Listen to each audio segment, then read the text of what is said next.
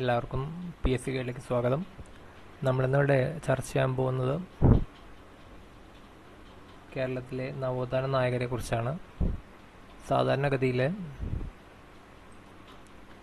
നമുക്ക് PSCയിൽ degree ലെവലാണെങ്കിലും 10th ആണെങ്കിലും +2 ലെവലാണെങ്കിലും ഈ ടോപ്പിക്കിൽ നിന്ന് കേരളത്തിലെ സാമൂഹ്യ പരിഷ്കർത്താക്കൾ അല്ലെങ്കിൽ നവോത്ഥാന നായകർ എന്നുള്ള ടോപ്പിക്കിൽ നിന്ന് 1-2 ക്വസ്റ്റ്യൻസ് ചോദിച്ച് കാണാറുണ്ട്. നമ്മൾ ഇപ്പോൾ ഒരുപാട് PSC ഗൈഡുകളോ അല്ലെങ്കിൽ തൊഴിൽ വാർത്തയോ അല്ലെങ്കിൽ പ്രീവിയസ് ക്വസ്റ്റ്യൻ പേപ്പേഴ്സൊക്കെ എടുത്ത് നോക്കിയാലും ഇതിലൊന്നും പെടാത്ത കുറച്ച് ക്വസ്റ്റ്യൻസ് അങ്ങനെ ചോദിച്ച് കാണാറുണ്ട്.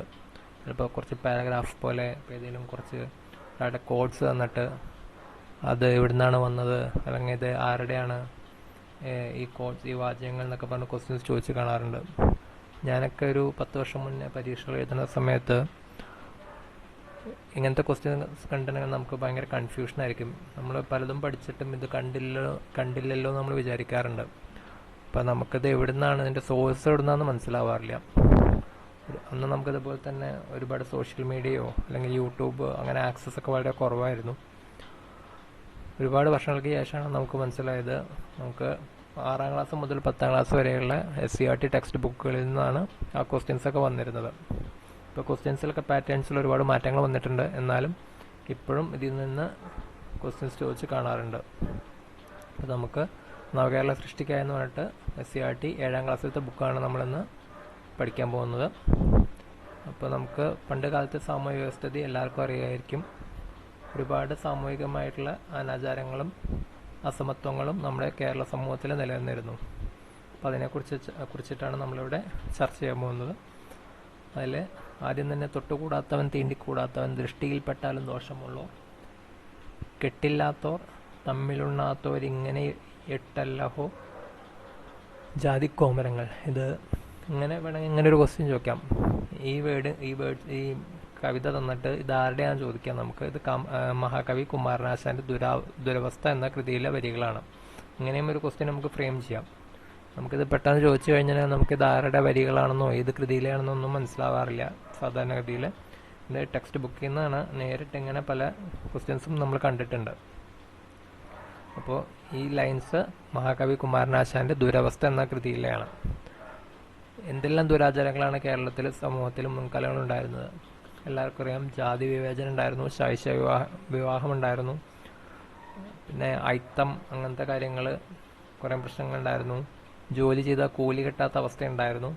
അങ്ങനെ ഒരുപാട് പ്രശ്നങ്ങൾ പണ്ട് കാലത്ത് നിലനിന്നിരുന്നു. ഓക്കെ, സ്വാമി വിവേകാനന്ദനാണ് കേരളത്തെ ഭ്രാന്താലയം എന്ന് വിളിച്ചത്, എല്ലാവർക്കും അറിയായിരിക്കും. നമുക്കിനി നേരെ ടോപ്പിക്കിലേക്ക് കിടക്കാം. അയിത്തത്തിനെതിരെ കിണറുകൾ. അയിത്തത്തിനെതിരെ കിണറുകൾ എന്ന് വെച്ചിട്ടുണ്ടെങ്കിൽ വൈകുണ്ഠസ്വാമികൾ എന്ന് പറഞ്ഞിട്ടുള്ള ഒരു സാമൂഹ്യ പരിഷ്കർത്താവ് ഉണ്ടായിരുന്നു. അദ്ദേഹമാണ് അയിത്തത്തിനെതിരെ കിണറുകൾ കുത്തി സാധാരണക്കാർക്ക് വെള്ളം എടുക്കാവുന്ന ഒരു അവസ്ഥ ഉണ്ടാക്കിയത്. അതായത് പണ്ട് കാലത്ത് സവർണ ജാതിക്കാരെ ഉപയോഗിച്ചിരുന്ന കിണറുകളിൽ അത് താഴ്ന്ന ജാതിക്കാരെന്ന് അന്ന് കരുതപ്പെട്ടിരുന്നവർക്ക് അതിൽ നിന്ന് വെള്ളം എടുക്കാനുള്ള അധികാരമോ അവകാശം ഉണ്ടായിരുന്നില്ല. നമ്മൾ കായംകുളം കൊച്ചുണ്ണി സിനിമ കണ്ടു കാണും. അതിനകത്ത് ഒരു പെരുമ്പാമ്പ് വെള്ളത്തിലേക്ക് വീണിട്ട് കൊച്ചുണ്ണി രക്ഷപ്പെടുത്തുന്ന ഒരു സീനുണ്ട്. അതിനുശേഷം അവരെ കിണർ കെട്ടിയടയ്ക്കും. അതായത് അവർണർക്ക് സവർണരുടെ കിണറുകൾ ഉപയോഗിക്കാനുള്ള ഒരു അവസ്ഥ പണ്ട് കാലത്ത് ഉണ്ടായിരുന്നില്ല. അപ്പോൾ അതിനെതിരെ ഈ വൈകുണ്ഠസ്വാമികൾ അദ്ദേഹം എല്ലാവർക്കും ഉപയോഗിക്കാവുന്ന രീതിയിൽ അല്ലെങ്കിൽ താഴ്ന്ന ജാതിക്കാർക്കെന്ന് ഉപയോഗിക്കാവുന്ന രീതിയിൽ കിണറുകൾ കുത്തി. അതിനെ മുന്തിരിക്കിണറുകൾ എന്നാണ് പറയപ്പെട്ടിരുന്നത്. മുന്തിരിക്കിണറുകൾ. അങ്ങനെ ആ അനാചാരങ്ങൾക്ക്, അതായത് വെള്ളം എടുക്കാൻ പാടില്ല, വെള്ളം എന്ന് പറയുന്നത് നമുക്ക് എല്ലാവർക്കും എവിടെ നിന്ന് വേണമെങ്കിലും ഇപ്പോൾ ഈ കാലത്ത് എടുക്കാൻ പറ്റും, പക്ഷെ പണ്ട് അങ്ങനെയായിരുന്നില്ല. അപ്പോൾ അതിന് വേണ്ടിയിട്ട് അദ്ദേഹം മുന്തിരിക്കിണറുകൾ, അതായത് താഴ്ന്ന ജാതിക്കാർക്കും വെള്ളം ഉപയോഗിക്കുന്ന രീതിയിൽ കിണർ കുത്തി. അതിനെയാണ് നമ്മൾ മുന്തിരിക്കിണറെന്ന് പറയാം. അപ്പോൾ വൈകുണ്ഠസ്വാമികളുടെ മെയിൻ കോൺട്രിബ്യൂഷൻ അതാണ്. ഇദ്ദേഹം കന്യാകുമാരിയിലെ ശാസ്താംകോയിലാണ് ജനിച്ചിട്ടുള്ളത്. കന്യാകുമാരിയിലെ ശാസ്താംകോയിലിൽ. പിന്നെ ഇദ്ദേഹത്തിലെ വേറെ ഒരു സമത്വ സമാജം എന്ന് പറഞ്ഞിട്ടുള്ള ഒരു സംഘടന ഇദ്ദേഹം രൂപീകരിക്കുകയുണ്ടായി. അതിൻ്റെ മെയിൻ എയിം എന്ന് വെച്ചിട്ടുണ്ടെങ്കിൽ മേൽമുണ്ട് ധരിക്കൽ നിരോധനത്തിനെതിരെ ശബ്ദമുയർത്തി. ഇപ്പോൾ ചാന്നാർ ലഹളയൊക്കെ കേട്ട് കാണും. അപ്പോൾ അതിനൊക്കെ ഒരു അടിത്തറ പാകിയ സാമൂഹ്യ പരിഷ്കർത്താവാണ് വൈകുണ്ഠസ്വാമികൾ. അപ്പം മേൽമുണ്ട് ധരിക്കൽ നിരോധനത്തിനെതിരെ ശബ്ദമുയർത്തി, ക്ഷേത്രപ്രവേശനം നിരോധനത്തിനെതിരെ അതിനും ശബ്ദമുയർത്തി. ക്ഷേത്രപ്രവേശനം അന്ന് താണജാതിക്കാർക്ക് അനുവദിച്ചിട്ടുണ്ടായിരുന്നില്ല, അതിനെതിരെയും ശബ്ദമുയർത്തി. അപ്പോൾ സമത്വ സമാജം ഇദ്ദേഹമാണ് സ്റ്റാർട്ട് ചെയ്തിട്ടുള്ളത്. കന്യാകുമാരിയിലെ ശാസ്താംകോയിലാണ് വൈകുണ്ഠസ്വാമി ജനിച്ചത്. സമത്വ സമാജം സ്റ്റാർട്ട് ചെയ്തു. സമപന്തി ഭോജനം, അതായത് ഇത് നമുക്ക് ഈ സമപന്തി ഭോജനം അങ്ങനെ കുറേ പന്തിഭോജനം അങ്ങനെ കുറേ കാര്യങ്ങളുണ്ട്. അപ്പോൾ കൺഫ്യൂഷൻ ആവുക. ഇത് സമപന്തി ഭോജനമാണ്. ഭക്ഷ്യവസ്തുക്കളായ അരി, ചെറുപയർ, കായ്കറികൾ തുടങ്ങിയവ ശേഖരിച്ച് പാകം ചെയ്ത് അവർണ സവർണ വ്യത്യാസം കൂടാതെ ഒരു പന്തിയിലിരുന്ന് ആഹാരം കഴിക്കുന്ന സമപന്തി ഭോജനം ഇദ്ദേഹമാണ്, വൈകുണ്ഠസ്വാമികളാണ് സ്റ്റാർട്ട് ചെയ്തത്. പിന്നെ ഇദ്ദേഹത്തിൻ്റെ വേല ചെയ്താൽ കൂലി കിട്ടണം, അതുപോലെ തന്നെ വെണ്ണീജഭരണം, ഇത് രണ്ടും ഇദ്ദേഹത്തിൻ്റെ വേർഡ്സ് ആണ്. വേല ചെയ്താൽ കൂലി കിട്ടണം. വെണ്ണീജഭരണം എന്ന് വെച്ചിട്ടുണ്ടെങ്കിൽ വെള്ളക്കാർ, ബ്രിട്ടീഷ് ഭരണത്തിനോടുള്ള എതിർപ്പ് അത് കാണിക്കാൻ വേണ്ടിയിട്ടാണ് വെണ്ണീജഭരണം എന്ന് പറഞ്ഞിരുന്നത്. പിന്നെ ഇദ്ദേഹത്തിൻ്റെ 2 പുസ്തകങ്ങളെ പരിചയപ്പെടാം. ഇത് പുസ്തകങ്ങൾ സത്യത്തിൽ നമ്മൾ ഇതിനകത്ത് കൊടുത്തിട്ടില്ല. 2 പുസ്തകങ്ങൾ, ഒന്ന് അഖിലത്തിരട്ടും ഒരെണ്ണം അരുൾനൂലും അഖിലത്തിരട്ടും. ഇങ്ങനെ 2 ബുക്കുകളാണ്, അരുൾനൂൽ, അഖിലത്തിരട്ട്. ഇത് രണ്ടുമാണ് ഇദ്ദേഹത്തിൻ്റെ കൃതികൾ. സമത്വ സമാജം ഇദ്ദേഹം സ്റ്റാർട്ട് ചെയ്തത് 1836 അതൊക്കെ ഇമ്പോർട്ടൻറ്റ് പോയിൻ്റാണ്. PSCയുടെ ഭാഗത്തുനിന്ന് പലപ്പോഴും വർഷങ്ങൾ ചോദിക്കാറുണ്ട്. ഇപ്പോൾ SSC അങ്ങനെ സെൻട്രൽ ഗവൺമെൻറ്റിൻ്റെ SSC എക്സാംസിലൊന്നും വർഷങ്ങൾ അധികം ചോദിച്ചു കണ്ടിട്ടില്ല. പക്ഷേ PSCയിൽ പലപ്പോഴും വർഷങ്ങളും അതുപോലെ തന്നെ ഇപ്പോൾ ഏതെങ്കിലും മലകളുടെയൊക്കെ ഹൈറ്റ് അങ്ങനെയൊക്കെ ചോദിക്കാറുണ്ട്. അപ്പോൾ 1836 സമത്വ സമാജം സ്റ്റാർട്ട് ചെയ്തത്, 1836. അപ്പോൾ ഇദ്ദേഹത്തിൻ്റെ മെയിൻ കോൺട്രിബ്യൂഷൻസ്, ഒന്ന് സമത്വ സമാജം 1836 സ്റ്റാർട്ട് ചെയ്തു, സമപന്തി ഭോജനം സ്റ്റാർട്ട് ചെയ്തു, പിന്നെ ചാന്നാർ സമരത്തിന് ഇദ്ദേഹം പ്രചോദനം നൽകിയിട്ടുണ്ട്. പിന്നെ ഉള്ളതാണ് വേല ചെയ്താൽ കൂലി കിട്ടണം, വെണ്ണീജഭരണം. ഇത് രണ്ടുമാണ് ഇദ്ദേഹത്തിൻ്റെ വാക്കുകൾ, ഉദ്ധരണികൾ എന്നൊക്കെ പറയാം. പിന്നെ മുന്തിരിക്കിണറുകൾ കുത്തി, കന്യാകുമാരിയിലെ ശാസ്താംകോയിലാണ് ജനിച്ചത്. ഇത്തരം കാര്യങ്ങളാണുള്ളത് വൈകുണ്ഠസ്വാമികളെ കുറിച്ചിട്ട്. ഒരു അയ്യാവഴി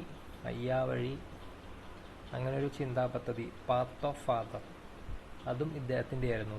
അയ്യാവഴി അതും ഇദ്ദേഹത്തിൻ്റെ ആയിരുന്നു. ഇദ്ദേഹവും പിന്നെ കണ്ണാടി പ്രതിഷ്ഠ നടത്തിയിട്ടുണ്ട്. മുടിച്ചൂടും പെരുമാൾന്നും ഇദ്ദേഹത്തെ ആളുകൾ വിളിക്കാറുണ്ട്, മുടിച്ചൂടും പെരുമാൾ. അപ്പം അതും കൂടി ഒന്ന് ഓർത്തിരിക്കുക. അതൊന്നും ടെക്സ്റ്റ് ബുക്കിലില്ല, ജസ്റ്റ് ഒന്ന് ഓർത്തിരിക്കുക. ബുക്കുകൾ 2 പറഞ്ഞു, അരുൾനൂൽ, അഖിലത്തിരട്ട്. പിന്നെ ഒരു കാര്യം കൂടിയുണ്ട്, അതൊരു പരീക്ഷയ്ക്ക് ചോദിച്ചിട്ടുമുണ്ട്. തുവയൽ കൂട്ടായ്മ എന്ന് പറഞ്ഞിട്ടൊരു സംഘം ഇദ്ദേഹം രൂപീകരിച്ചിട്ടുണ്ട്. അതെന്ന് വെച്ചിട്ടുണ്ടെങ്കിൽ വിശുദ്ധിയോട് കൂടിയുള്ള ചിട്ടയായ ജീവിതം നയിക്കുന്നതിന് വേണ്ടിയിട്ട് സ്ഥാപിച്ചിട്ടുള്ളതാണ് തുവയൽ കൂട്ടായ്മ. ഇത്രയാണ് നമ്മൾ വൈകുണ്ഠസ്വാമികൾ. അയ്യാ വൈകുണ്ഠാർന്നും ഇദ്ദേഹത്തെ പറയും. വൈകുണ്ഠസ്വാമികളെ കുറിച്ചിട്ട് നമുക്ക് പഠിക്കാനുള്ളത്. ഇദ്ദേഹം ജനിച്ച വർഷം അങ്ങനെയൊന്നും ചോദിച്ച് കണ്ടിട്ടില്ല. വേണമെങ്കിൽ നമുക്ക് ഒന്ന് പറയാം, 1809 1809 ഇദ്ദേഹം ജനിച്ചിട്ടുള്ളത്. 1809. 1836 സമത്വ സമാജം സ്ഥാപിച്ചിട്ടുള്ളത്. ഇത്രയാണ് അയ്യാ വൈകുണ്ഠാരെ കുറിച്ചിട്ടുള്ള അല്ലെങ്കിൽ വൈകുണ്ഠസ്വാമികളെ കുറിച്ചിട്ടുള്ള പോയിന്റ്സ്. ഇതിനകത്ത് ചോദിക്കാവുന്ന ഒരു 99%, 1% നമുക്കൊന്നും പറയാൻ പറ്റില്ല. 99% നമ്മൾ പറഞ്ഞിട്ടുണ്ട്. ജസ്റ്റ് നോട്ട് ചെയ്യുക. നമുക്ക് അടുത്ത ആളിലേക്ക് പോവാം. വിദ്യാമിത്തവും ചട്ടമ്പിസ്വാമികളെ കുറിച്ച് നമ്മൾ പലപ്പോഴും കണ്ടിട്ടുണ്ടാവും. ഫോട്ടോസൊക്കെ നമ്മൾ പേപ്പറിൽ ഇപ്പോൾ വാർഷികം, ഇപ്പോൾ ജയന്തി അല്ലെങ്കിൽ സമാധി, അതൊക്കെ നമ്മൾ ന്യൂസ് പേപ്പറിലൊക്കെ പടങ്ങളൊക്കെ ആയിട്ട് ചട്ടമ്പിസ്വാമികളുടെ ഫോട്ടോ നമ്മൾ കണ്ടു കാണും. അപ്പോൾ ചട്ടമ്പിസ്വാമികൾ എന്ന് വെച്ചിട്ടുണ്ടെങ്കിൽ അദ്ദേഹത്തിൻ്റെ യഥാർത്ഥ പേര് അയ്യപ്പൻ എന്നായിരുന്നു. അയ്യപ്പൻ എന്നായിരുന്നു യഥാർത്ഥ പേര്.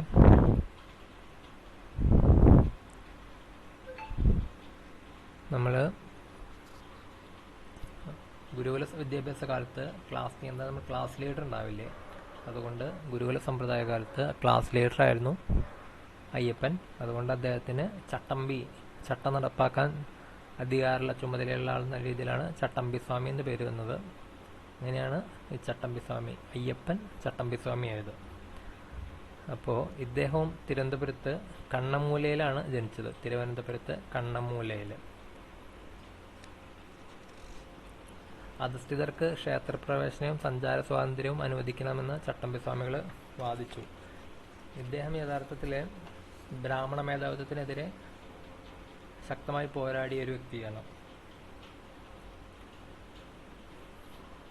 ജനിച്ച വർഷം എഴുതി വെച്ചോളൂ, 1853 ഓഗസ്റ്റ് 25-നാണ് തിരുവനന്തപുരത്ത് കണ്ണമൂലയിലാണ് ജനിച്ചിട്ടുള്ളത്. 1853 1853 ഓഗസ്റ്റ് 25. അദ്ദേഹം ഒരു സവർണ വംശത്തിൽ ജനിച്ച ആളാണ്. പക്ഷെ എന്നാലും അദ്ദേഹം ബ്രാഹ്മണ മേധാവിത്വത്തിനെയൊക്കെ എതിർത്തിരുന്ന ഒരു വ്യക്തിയാണ്. ഇദ്ദേഹത്തിന് മെയിൻ കോൺട്രിബ്യൂഷൻസ് എന്ന് വെച്ചിട്ടുണ്ടെങ്കിൽ ഇദ്ദേഹമാണ് മിശ്രഭോജനം നടത്തിയത്. മിശ്രഭോജനം നമ്മൾ നേരത്തെ കണ്ടത് സമപന്തി ഭോജനമാണ്, ഇതാണ് മിശ്രഭോജനം. മിശ്രഭോജനം നടത്തിയത് ഇദ്ദേഹമാണ്. ഇദ്ദേഹത്തിന് നമ്മൾ വിദ്യാധിരാജൻ എന്ന പേരിലാണ് അറിയപ്പെട്ടിരുന്നത്. വിദ്യാധിരാജൻ. അദ്ദേഹത്തിൻ്റെ പ്രധാന കൃതികൾ പലപ്പോഴും ചോദിക്കാറുണ്ട്. വേദാധികാര നിരൂപണം, പ്രാചീന മലയാളം അദ്ദേഹത്തിൻ്റെ പ്രധാന കൃതികളാണ്. വിദ്യയും വിത്തവും ഉണ്ടെങ്കിലേ മനുഷ്യ പുരോഗതി സാധ്യമാകൂ എന്ന് അദ്ദേഹം വിശ്വസിച്ചു. ജാതിമത ചിന്തകൾക്ക് അതീതമായിരുന്നു അദ്ദേഹത്തിൻ്റെ ദർശനങ്ങൾ. കൊല്ലം ജില്ലയിലെ പന്മനയിലാണ് അദ്ദേഹം സമാധിയായത്. അപ്പോൾ അദ്ദേഹത്തിൻ്റെ മെയിൻ ആയിട്ടുള്ളതെന്ന് വെച്ചിട്ടുണ്ടെങ്കിൽ അദ്ദേഹം എഡ്യൂക്കേഷനെ ഒരുപാട് പ്രൊമോട്ട് ചെയ്തിട്ടുള്ള ഒരു വ്യക്തിയാണ്. അതുകൊണ്ടാണ് അദ്ദേഹത്തിന് ഇപ്പോൾ സാധാരണക്കാരുടെ ഒരു സാമൂഹിക നില ഉയരണമെന്ന് വെച്ചിട്ടുണ്ടെങ്കിൽ അവർക്ക് വിദ്യാഭ്യാസം വേണമെന്ന് അദ്ദേഹം വാദിച്ചിരുന്നു. അതായത് സാധാരണക്കാർക്കും വിദ്യാഭ്യാസം, അറിവ് വേണമെന്ന് അദ്ദേഹത്തിന് ഒരു ധാരണയുണ്ടായിരുന്നു. അപ്പോൾ നമുക്ക് അദ്ദേഹത്തെക്കുറിച്ച് മെയിനായിട്ട് പഠിക്കാനുള്ള തിരുവനന്തപുരത്ത് കണ്ണമൂലയിലാണ് അദ്ദേഹം ജനിച്ചിട്ടുള്ളത്. ജനിച്ച വർഷം 1853 ഓഗസ്റ്റ് 25-നാണ് ജനിച്ചത്. അതുപോലെ തന്നെ അദ്ദേഹത്തിൻ്റെ പ്രധാന കൃതികളാണ് വേദാധികാര നിരൂപണം, പ്രാചീന മലയാളം, വിദ്യയും വിത്തവും ഉണ്ടെങ്കിൽ മനുഷ്യ പുരോഗതി. അതിൽ നിന്ന് തന്നെ നമുക്ക് അദ്ദേഹത്തിൻ്റെ ആ വിദ്യാഭ്യാസം ചെയ്യുന്നതിനെ കുറിച്ചുള്ള അദ്ദേഹത്തിന് വ്യക്തമായ ധാരണ ഉണ്ടായിരുന്നു എന്ന് മനസ്സിലാക്കാം. കൊല്ലം ജില്ലയിലെ പന്മനയിലാണ് അദ്ദേഹം സമാധിയായത്. മരിച്ച വർഷം 1924-ലാണ്. 1924. വിദ്യാധിരാജൻ എന്നും അദ്ദേഹത്തിന് പേരുണ്ടായിരുന്നു. വിദ്യാധിരാജൻ. കുഞ്ഞൻ എന്ന അദ്ദേഹത്തിന് വിളിപ്പേരും ഉണ്ടായിരുന്നു. അതും ചോദിക്കാറില്ല, എന്നാലും നമുക്ക് ഓപ്ഷനൊക്കെ ആയിട്ട് മൾട്ടിപ്പിൾ ചോയ്സിലൊക്കെ ഇപ്പോൾ ചേരുംപടി ചേർക്കുക അങ്ങനെയൊക്കെ ആണെങ്കിലും അത് പഠിച്ചു വയ്ക്കുക. കുഞ്ഞൻ എന്നും അദ്ദേഹത്തിന് വിളിപ്പേരുണ്ടായിരുന്നു. ഷൺമുഖദാസ എന്നും അദ്ദേഹത്തിനെ വിളിച്ചിരുന്നു. അദ്ദേഹം സുബ്രഹ്മണ്യൻ്റെ ഒരു ഭക്തനായിരുന്നു. വിദ്യാധിരാജൻ എന്നും അറിയപ്പെട്ടു. മിശ്രഭോജനം നടത്തിയിട്ടുള്ളത് ചട്ടമ്പി സ്വാമികളാണ്. അദ്ദേഹം കൂട്ടുകുടുംബ വ്യവസ്ഥിതിക്ക് എതിരായിരുന്നു. ആളോഹരി സമ്പ്രദായത്തിനും എതിരായിരുന്നു. സംബന്ധമുറ അതിനും എതിരായിരുന്നു. നായർ സമുദായത്തിൽ ഒരുപാട് അന്ന് കുറച്ച് ഒരുപാട് അനാചാരങ്ങൾ നിലനിന്നിരുന്നു. അതിനൊക്കെതിരെ ഇദ്ദേഹം ശബ്ദമുയർത്തിയിരുന്നു. അപ്പോൾ ഇത്രയാണ് ചട്ടമ്പി സ്വാമികളെ കുറിച്ച് പറയാനുള്ളത്. ജനിച്ചത് 1853 ഓഗസ്റ്റ് 25-ന്, മരിച്ചത് 1924-ന്. തിരുവനന്തപുരം കണ്ണമൂലയിലാണ് ജനിച്ചത്. വിദ്യാധിരാജൻ എന്നറിയപ്പെട്ടു. അയ്യപ്പൻ എന്നാണ് ശരിക്കുള്ള പേര്. കുഞ്ഞെന്ന് വിളിപ്പേരുണ്ടായിരുന്നു. കുട്ടികളെ അത് ക്ലാസ് ലീഡർ ആയതുകൊണ്ട് ഗുരുകുലത്തിൽ ചട്ടമ്പി എന്ന പേരും അങ്ങനെ ചട്ടമ്പി സ്വാമികളായി. മിശ്രഭോജനം നടത്തി. ബുക്കുകൾ രണ്ടെണ്ണുണ്ട്, അത് പഠിക്കുക. വേദാധികാര നിരൂപണം, പ്രാചീന മലയാളം. ബ്രാഹ്മണ മേധാവിത്വത്തിനെ ശക്തമായി എതിർത്തിരുന്നു അദ്ദേഹം. ഇത്രയാണ് ചട്ടമ്പി സ്വാമികളെ കുറിച്ച് പറയാനുള്ളത്. അദ്ദേഹത്തിൻ്റെ നമ്മൾ 2 ബുക്കുകൾ പറഞ്ഞു, വേദാധികാര നിരൂപണം, പ്രാചീന മലയാളം. ഇതാണ് ഏറ്റവും ഇമ്പോർട്ടൻറ്റ്. അദ്ദേഹത്തിന് വേറെ കുറച്ച് ബുക്കുകളും കൂടിയുണ്ട്. അതിലൊരെണ്ണമാണ് അദ്വൈത പഞ്ചരം, രണ്ടാമത്തെയാണ് ആദിഭാഷ, അടുത്തതാണ് അദ്വൈത ചിന്താ പദ്ധതി. ഇത്രയും കൂടി നമ്മൾ ഓർത്തു വയ്ക്കാം. അപ്പോൾ നമ്മൾ ചട്ടമ്പി സ്വാമികളെ കുറിച്ച് പഠിച്ചു.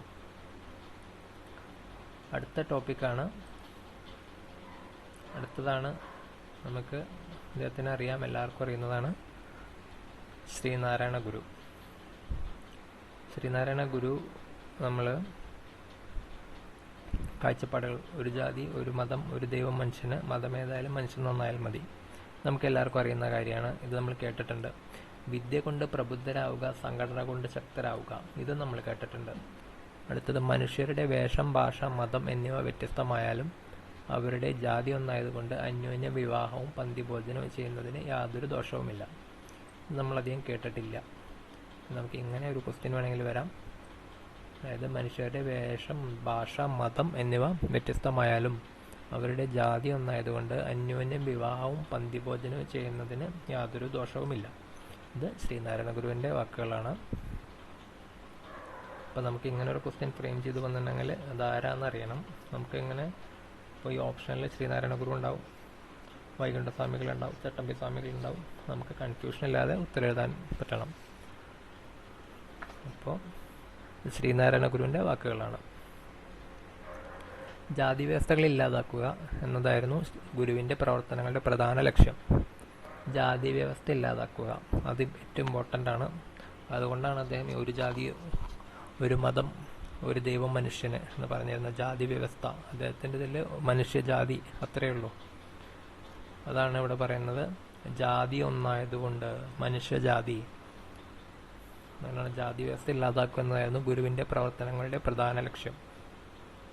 സർവമത സാഹോദര്യത്തിനായി അദ്ദേഹം ഏറെ പ്രയത്നിച്ചു. ആലുവയിൽ അദ്ദേഹം വിളിച്ചു ചേർത്ത സർവമത സമ്മേളനത്തിന്റെ കവാടത്തിൽ ഗുരു ഇങ്ങനെ കുറിച്ചു വെച്ചു: വാദിക്കുവാനും ജയിക്കുവാനുമല്ല, അറിയാനും അറിയിക്കുവാനുമാണ് ഈ സമ്മേളനം. ഓക്കെ, മനുഷ്യത്വമാണ് മനുഷ്യന്റെ ജാതി. അതാണ് ഗുരുവിന്റെ പ്രഖ്യാപനം. ഒരു പരിഷ്കൃത സമൂഹത്തെ രൂപപ്പെടുത്തുക എന്നായിരുന്നു ഗുരുവിന്റെ ലക്ഷ്യം. അപ്പോൾ ഇതിൽ ഗുരുവിന്റെ കോൺട്രിബ്യൂഷൻസ് നമുക്ക് പറയാം.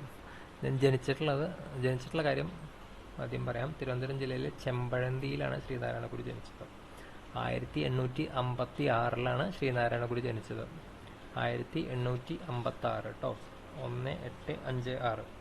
ചട്ടമ്പി സ്വാമിയും ഇദ്ദേഹത്തെ സമകാലി ഏകദേശം ഒരേ കാലത്ത് ജീവിച്ചിരുന്നവരാണ്. ചട്ടമ്പി സ്വാമി 1853. ശ്രീനാരായണ ഗുരു 1856. തിരുവനന്തപുരം ജില്ലയിലെ ചെമ്പഴന്തിയിലാണ് ശ്രീനാരായണ ഗുരു ജനിച്ചത്. ഇദ്ദേഹത്തിൻ്റെ ബുക്കുകൾ, അതായത് കൃതികൾ ആത്മോപദേശ ശതകം, ദർശനമാല, ദൈവദശകം എന്നിവ ഗുരുവിൻ്റെ പ്രധാന കൃതികളാണ്. സാമൂഹ്യ നവോത്ഥാന രംഗത്ത് ഗുരുവിൻ്റെ സംഭാവനകൾ രവീന്ദ്രനാഥ് ടാഗോർ, മഹാത്മാഗാന്ധി തുടങ്ങിയവരുടെ പ്രശംസയ്ക്ക് പാത്രമായി. പിന്നെ അന്ന് കാലത്ത് നിലനിന്നിരുന്ന കുറച്ച് അനാചാരങ്ങൾ, അതായത് അന്നത്തെ ജനങ്ങൾക്ക് അത് അനാചാരം ആയിരുന്നിരിക്കില്ല, പക്ഷെ അത് അനാചാരങ്ങളായിരുന്നു.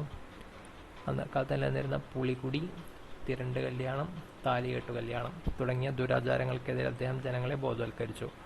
ആർഭാടവും അമിതവ്യയവും ഒഴിവാക്കി ലളിത ജീവിതം നയിക്കാനും അദ്ദേഹം ഉപദേശിച്ചു. ഗുരുസന്ദേശങ്ങൾ പ്രചരിപ്പിക്കാനും നടപ്പിലാക്കാനുമായിട്ട് 1903 SNDP ശ്രീനാരായണ ധർമ്മ പരിപാലന യോഗം സ്ഥാപിച്ചു. ഓക്കെ, 1903 കേട്ടോ. അപ്പം നമ്മൾ ഒന്നുകൂടി കുറച്ച് കാര്യം കൂടി പറഞ്ഞു പോവാം. ശ്രീനാരായണ ഗുരു 1856 1856 ചെമ്പഴന്തിയിൽ, തിരുവനന്തപുരം ചെമ്പഴന്തിയിലാണ് ജനിച്ചത്. അദ്ദേഹത്തിന് ഗുരു രാമൻപിള്ള ആശാനായിരുന്നു. ആദ്യത്തെ രചന, അത് ഇമ്പോർട്ടൻ്റ് ആണ്, ആദ്യത്തെ രചന ഗജേന്ദ്രമോക്ഷം വഞ്ചിപ്പാട്ടാണ് കേട്ടോ. ആദ്യത്തെ രചന ഗജേന്ദ്രമോക്ഷം വഞ്ചിപ്പാട്ട്. വേറെ 3 കൃതികൾ നമ്മൾ പറഞ്ഞായിരുന്നു. ഒന്ന് ആത്മോപദേശ ശതകം, ദർശനമാല, ദൈവദശകം എന്നിവ ഗുരുവിൻ്റെ കൃതികൾ 3 പറഞ്ഞല്ലോ. അതുപോലെ തന്നെ അദ്ദേഹത്തിൻ്റെ ആദ്യത്തെ രചന ഗജേന്ദ്രമോക്ഷം വഞ്ചിപ്പാട്ടായിരുന്നു. അതാണ് അദ്ദേഹത്തിൻ്റെ കൃതികൾ. ഗുരുവിനെ കുറിച്ച് പറഞ്ഞു, രാമൻപിള്ള ആശാനാണ്. ജനിച്ചത് പറഞ്ഞു 1856 ഓഗസ്റ്റ് 20 1856 ഓഗസ്റ്റ് 20. അദ്ദേഹം മരുത്വാമലയിൽ പോയിട്ട് ഏകാന്ത തപസ് ചെയ്തിട്ട് അവിടുന്ന് സ്വീകരിച്ചതാണ് ശ്രീനാരായണ ഗുരു എന്നുള്ള പേര്. ഇനി നമുക്ക് വിദ്യാലയം, പ്രധാന ദേവാലയം. ഇതിൽ പറയുന്നത് ശ്രീനാരായണഗുരു നടത്തിയ ക്ഷേത്ര പ്രതിഷ്ഠകൾ ജാതി വ്യവസ്ഥയുടെ അടിത്തറ ഇളക്കുന്നതായിരുന്നു. അരുവിപ്പുറത്തെ ശിവലിംഗ പ്രതിഷ്ഠ, കാരമുക്ക് ക്ഷേത്രത്തിലെ ദീപപ്രതിഷ്ഠ, ശിവഗിരിയിലെ ശാരദാ പ്രതിഷ്ഠ എന്നിവ അതിൽ പ്രധാനപ്പെട്ടവയായിരുന്നു. അതായത് അന്ന് നമുക്ക് താഴ്ന്നജാതിക്കാർക്ക് അമ്പലത്തിൽ കയറാൻ പാടില്ല, പൂജ ചെയ്യാൻ പാടില്ല, അങ്ങനെ കുറേ പ്രശ്നങ്ങളുണ്ടായിരുന്നു. അപ്പോൾ അതിനൊക്കെ എതിരായിട്ട് അദ്ദേഹം അരുവിപ്പുറത്ത് ശിവലിംഗ പ്രതിഷ്ഠ ചെയ്തു, കാരമുക്ക് ക്ഷേത്രത്തിൽ ദീപപ്രതിഷ്ഠ നടത്തി, ശിവഗിരിയിലെ ശാരദാ പ്രതിഷ്ഠ. ഇതൊക്കെ അദ്ദേഹത്തിൻ്റെ സംഭാവനകളാണ്. ആലപ്പുഴ ജില്ലയിലെ കളവങ്കോടത്തായിരുന്നു ഗുരു നടത്തിയ അവസാന പ്രതിഷ്ഠ. ആലപ്പുഴ ജില്ലയിലെ കളവങ്കോടത്തായിരുന്നു ഗുരു നടത്തിയ അവസാന പ്രതിഷ്ഠ. ഈ പോയിന്റ് ഞാനിതിനു മുന്നേ ഇദ്ദേഹത്തെക്കുറിച്ച് ഒരുപാട് പഠിച്ചിട്ടുണ്ട്. പക്ഷേ ഈ ബുക്ക് വായിച്ചപ്പോൾ ആദ്യമായിട്ടാണ് ഇതിൽ കാണുന്നത്. കളവങ്കോടത്ത്, അതായത് ആലപ്പുഴ ജില്ലയിലെ കളവങ്കോടത്തായിരുന്നു ഗുരു നടത്തിയ അവസാന പ്രതിഷ്ഠ. ഓം എന്നെഴുതിയ കണ്ണാടി പ്രതിഷ്ഠയാണ് അവിടെ പ്രതിഷ്ഠിച്ചത്. ഓം എന്നെഴുതിയ കണ്ണാടി പ്രതിഷ്ഠയാണ് അവിടെ പ്രതിഷ്ഠിച്ചത്. ക്ഷേത്രങ്ങളുടേതിന് തുല്യമായ പ്രാധാന്യം വിദ്യാലയങ്ങൾക്കും നൽകിയ ഗുരു ഇങ്ങനെ പറഞ്ഞു: ഇനി ക്ഷേത്ര നിർമ്മാണമല്ല, വിദ്യാലയ നിർമ്മാണമാണ് ജനതയ്ക്ക് വേണ്ടത്. പ്രധാന ദേവാലയം വിദ്യാലയം തന്നെയാകണം.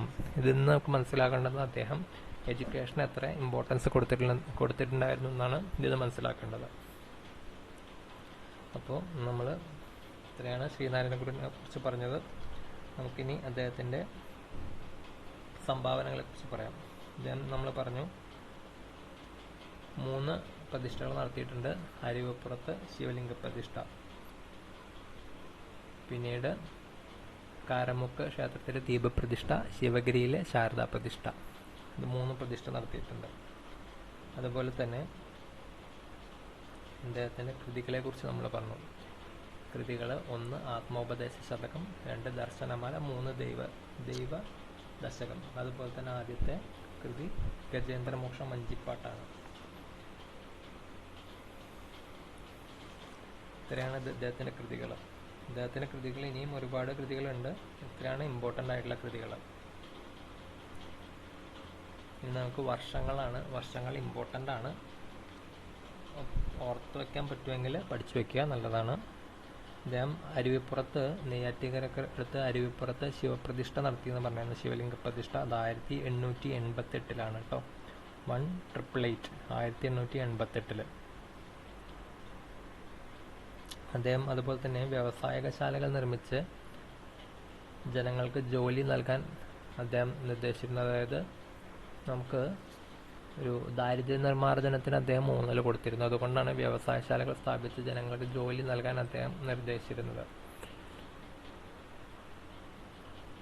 നമുക്ക് അരുവിപ്പുറം പ്രതിഷ്ഠയുടെ കാര്യം പറഞ്ഞു. അരുവിപ്പുറം ക്ഷേത്ര പ്രതിഷ്ഠ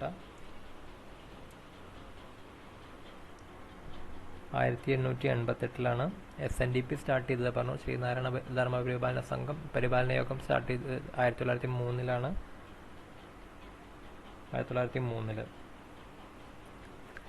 1903 SNDP യോഗം രൂപീകരിച്ചു പറഞ്ഞു. ഗുരു ആയിരുന്നു അധ്യക്ഷൻ, കുമാരനാശൻ ആയിരുന്നു സെക്രട്ടറി കേട്ടോ.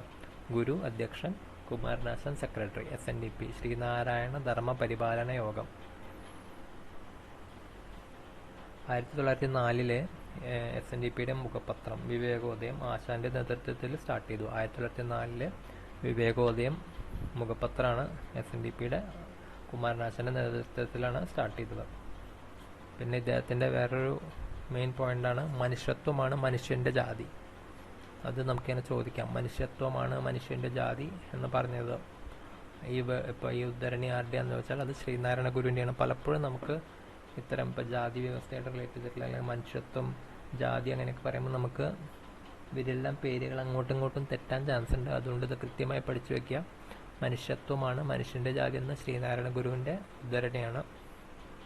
അതുപോലെ തന്നെ വ്യവസായശാലകൾ നിർമ്മിച്ച് ദാരിദ്ര്യ നിർമ്മാർജ്ജന പദ്ധതിക്കും ഇദ്ദേഹം ഇമ്പോർട്ടൻസ് കൊടുത്തിട്ടുണ്ട്. പിന്നീടുള്ളതാണ് അന്നത്തെ അനാചാരങ്ങളായിരുന്ന പുളികുടി, തിരണ്ട കല്യാണം, താലികെട്ട് കല്യാണം എന്നിവയെ ഇദ്ദേഹം എതിർത്തിട്ടുണ്ട്. ഇത്രയാണ് ഇദ്ദേഹത്തെക്കുറിച്ച് പറയുന്നത്. പിന്നെ ടാഗോർ, മഹാത്മാഗാന്ധി എന്നിവരുടെയൊക്കെ പ്രശംസയ്ക്ക് പാത്രമെന്ന് പറഞ്ഞിരുന്നു. വർഷങ്ങളൊന്ന് ഓർത്തു വയ്ക്കുക. 1888 അരുവിപ്പുറത്ത് ശിവപ്രതിഷ്ഠ നടത്തി. 1903 SNDP സ്റ്റാർട്ട് ചെയ്തു. 1904 വിവേകോദയം അവരുടെ മുഖപത്രം സ്റ്റാർട്ട് ചെയ്തു.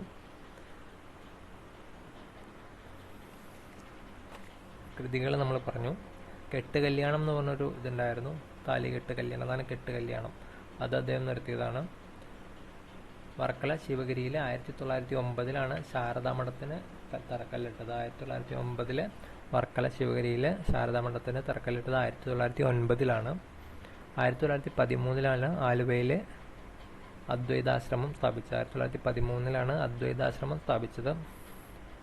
അവിടെ പ്രതിഷ്ഠയില്ല. ഒരു ജാതി ഒരു മതം ഒരു ദൈവം മനുഷ്യന് സന്ദേശം പ്രചരിപ്പിച്ചതും ഇദ്ദേഹമാണ്. നമ്മൾ നേരത്തെ കണ്ടിരുന്നു. പിന്നെ സാധാരണ ഇപ്പോൾ അങ്ങനെ ചോദിക്കാറുണ്ട്, ഇപ്പോൾ 4 ഓപ്ഷൻ തന്നിട്ട് ഇതിലേതൊക്കെയാണ് തെറ്റ് ശരിയെന്ന് ചോദിക്കാറുണ്ട്.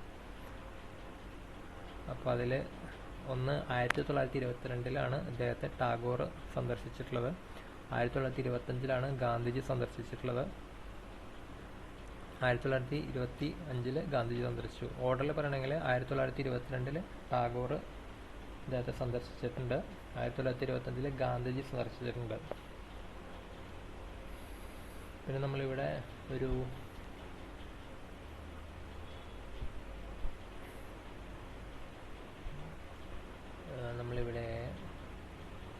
ഇദ്ദേഹത്തിൻ്റെ ഒരു ഉദ്ധരണി പറഞ്ഞായിരുന്നു നേരത്തെ.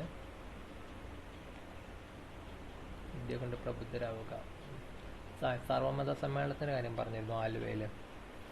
അത് നടന്നത് അതിലാണ്. അദ്ദേഹം സർവമത സമ്മേളനത്തിലാണ് സർവമത സഹോദരത്തിന് വേണ്ടി അദ്ദേഹം പ്രവർത്തിച്ചു. ആലുവയിൽ അദ്ദേഹം വിളിച്ചത് സർവമത സമ്മേളനത്തിൻ്റെ കവാടത്തിൽ ഗുരു ഇങ്ങനെ കുറിച്ചു വെച്ചു: വാദിക്കുവാനും ജയിക്കുവാനുമല്ല, അറിയുവാനും അറിയിക്കുവാനുമാണ് ഈ സമ്മേളനം. അത് നമ്മൾ നേരത്തെ കണ്ടിരുന്നു.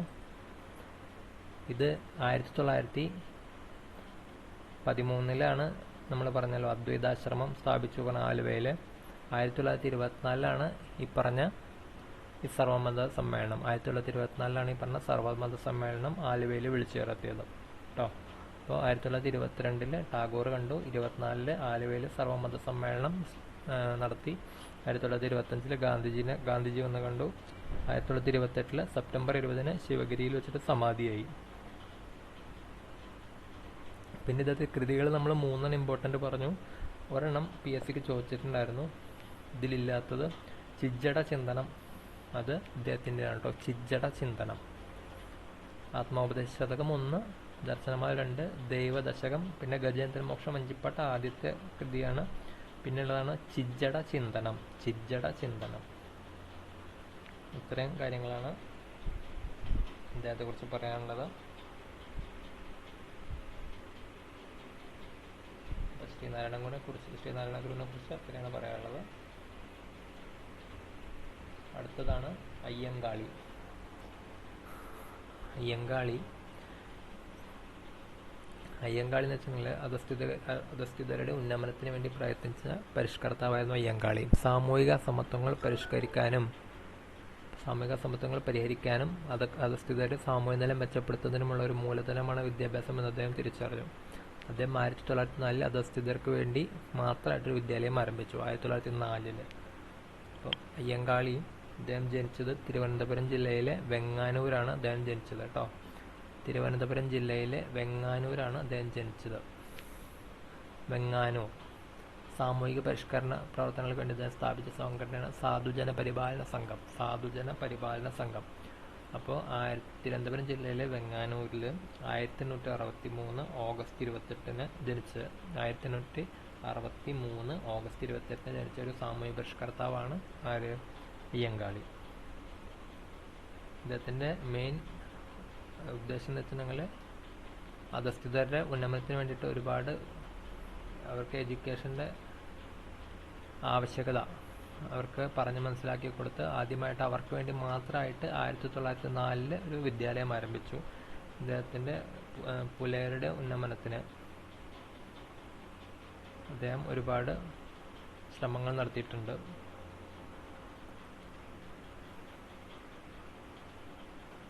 ഇദ്ദേഹത്തെ പുലയരുടെ രാജാവ് എന്നാണ് ഗാന്ധിജി വിശേഷിപ്പിച്ചിട്ടുള്ളത് കേട്ടോ. അത് പലപ്പോഴും ചോദിച്ചിട്ടുണ്ട്. പുലയരുടെ രാജാവ് എന്ന് ഗാന്ധിജി വിശേഷിപ്പിച്ചത് അയ്യങ്കാളിനെയാണ് കേട്ടോ.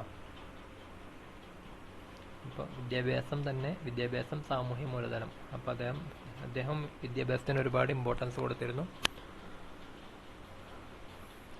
അവർണ ജാതിക്കാർക്ക് പൊതുനിരത്തുകളിലൂടെയുള്ള സഞ്ചാര സ്വാതന്ത്ര്യം, അധസ്ഥിത വിഭാഗത്തിൽപ്പെട്ട കുട്ടികൾക്ക് സ്കൂൾ പ്രവേശനം, തൊഴിലെടുക്കുന്നവർക്ക് കൂലി വർധന എന്നീ സംഘടനയുടെ ലക്ഷ്യങ്ങളായിരുന്നു ഇതിന്റെ സാധുജന പരിപാലന സംഘത്തിന്റെ. അവർണ ജാതിക്കാർക്ക് പൊതുനിരത്തിലൂടെയുള്ള സഞ്ചാര സ്വാതന്ത്ര്യം, അധസ്ഥിത വിഭാഗത്തിൽപ്പെട്ട കുട്ടികൾക്ക് സ്കൂൾ പ്രവേശനം, തൊഴിലെടുക്കുന്നവർക്ക് സ്കൂൾ പ്രവേശനം, കൂലി എന്നിവയൊക്കെ ഈ സാധുജന പരിപാലന സംഘത്തിന്റെ ലക്ഷ്യങ്ങളായിരുന്നു. 1907 സാധുജന പരിപാലന സംഘം സ്റ്റാർട്ട് ചെയ്തിട്ടുള്ളത് കേട്ടോ. 1907 അധസ്ഥിത വിഭാഗങ്ങളുടെ നേതാവെന്ന നിലയിൽ പ്രസിദ്ധനായിരുന്ന അയ്യങ്കാളി ശ്രീമൂലം പ്രജാസഭയിൽ അംഗമായിട്ടുണ്ട്. അയ്യങ്കാളിയുടെ പ്രവർത്തനങ്ങളെ ഗാന്ധിജി പ്രകീർത്തിച്ചു. അതുകൊണ്ടാണ് അദ്ദേഹം പുലിയരുടെ രാജാവ് എന്ന് ഗാന്ധിജി ഇദ്ദേഹത്തെ വിളിച്ചത്. ഇത്രയാണ് അയ്യങ്കാളിയെ കുറിച്ച് പറയാനുള്ളത്. പിന്നെ ഇദ്ദേഹത്തിന്റെ വളരെ ഇമ്പോർട്ടൻ്റ് ആയിട്ടുള്ള 2 കാര്യങ്ങളാണ് വില്ലുവണ്ടി യാത്രയും കല്ലുമാല സമരവും. വില്ലുവണ്ടി യാത്ര ഒരുപാട് പി എസ് സി എക്സാമിന് ചോദിച്ചിട്ടുള്ളതാണ്. 1893 വെങ്ങാനൂരിലെ ഒരു പൊതുവഴിയിലൂടെ ഒരു വില്ലുവണ്ടിയിൽ യാത്ര ചെയ്ത അയ്യങ്കാളി സാമൂഹിക വിലക്കുകളെ ലംഘിച്ചു. വില്ലുവണ്ടിയിൽ യാത്ര എന്ന് നമുക്കങ്ങനെ വില്ലുവണ്ടിയിൽ പണ്ട് കാലത്ത് സാധാരണക്കാർക്ക് അങ്ങനെ പോകാൻ പാടുണ്ടായിരുന്നില്ല, അധസ്ഥിതർക്ക് അങ്ങനെ പോകാൻ പാടുണ്ടായിരുന്നില്ല. അപ്പോൾ അതുകൊണ്ട് 1893 വെങ്ങാനൂരിലെ ഒരു പൊതുവഴിയിലൂടെ ഒരു വില്ലുവണ്ടിയിൽ യാത്ര ചെയ്ത് അയ്യങ്കാളി സാമൂഹിക വിലക്കുകൾ ലംഘിച്ചു. അധസ്ഥിതരുടെ സഞ്ചാര സ്വാതന്ത്ര്യത്തിന് തുടക്കം കുറിച്ച അയ്യങ്കാളി തിരുവിതാംകൂറിലെ മുഖ്യനിരത്തുകളിലൂടെ വില്ലുവണ്ടിയിൽ സഞ്ചരിച്ചിട്ട് ചരിത്രം സൃഷ്ടിച്ചിട്ടുണ്ടായിരുന്നതാണ് കല്ലുമാല സമരം. ഇതെല്ലാവർക്കും അറിയുന്നതാണ്. കല്ലുമാല സമരം അത് അധസ്ഥിത വിഭാഗത്തിൽപ്പെട്ട സ്ത്രീകൾക്ക് കല്ലുമാല ആഭരണമായി ധരിക്കുന്നവരായിരുന്നു. കീഴായ്മയുടെ ചിഹ്നമായിട്ടാണ് കല്ലുമാലേനെ അന്ന് കണ്ടിരുന്നത്. അതുകൊണ്ട് കല്ലുമാല വലിച്ചെറിയാൻ അയ്യങ്കാളി അവരോട് അഭ്യർത്ഥിച്ചു. അതിൻ്റെ പേരാണ് കല്ലുമാല സമരം.